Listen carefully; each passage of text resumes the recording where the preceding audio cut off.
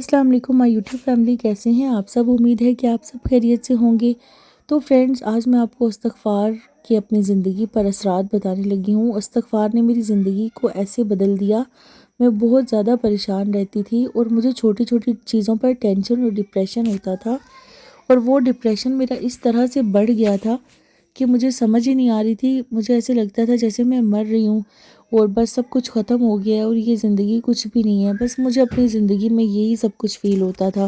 کبھی میں بچوں پہ چیختی تھی، کبھی میں گھر میں شور کرتی، اور کبھی میں پوری پوری رات سوتی نہیں تھی۔ اتنا زیادہ میرا جو ڈپریشن ہے وہ بڑھ چکا تھا، اور میں اس قدر پریشان ہو گئی تھی، میرا کوئی کام بھی کرنے کو دل نہیں کرتا تھا، نہ میرا کوئی کپڑے چینج کرنے کو دل کرتا، نہ ہی میرا اپنے آپ کو صاف ستھرا رکھنے کو دل کرتا۔ میں بالکل زندگی سے بیزار ہو کر بیٹھ چکی تھی۔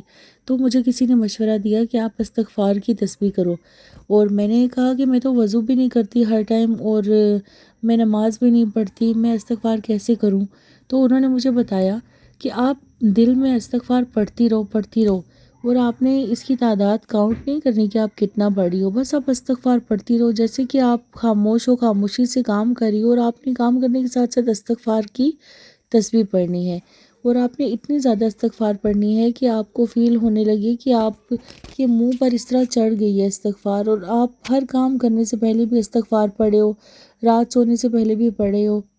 اور انہوں نے مجھے ساتھ ایک اور بھی بات بتائی تھی کہ استغفار کو آپ نے اتنا زیادہ پڑھنا ہے، اور کسی کے ساتھ آپ نے اتنی زیادہ بات نہیں کرنی۔ آپ کو کسی پہ غصہ آئے تو آپ نے وہ غصہ نہیں اتارنا، آپ نے استغفار کو ہی تیزی سے پڑھتے جانا ہے۔ اگر آپ کو کسی پہ غصہ آئے تو آپ نے کیا کرنا ہے کہ صرف استغفار کو ہی پڑھنا ہے، اور اس کی تعداد کو زیادہ کر دینا ہے۔ تو آپ دیکھیں کہ آپ کا غصہ بھی کس طرح سے ختم ہو جائے گا، اور آپ کوئی بات سوچ رہی ہوں، آپ کو اس کا حل نہ نظر آ رہا ہو، آپ استغفار پڑھتے رہیں۔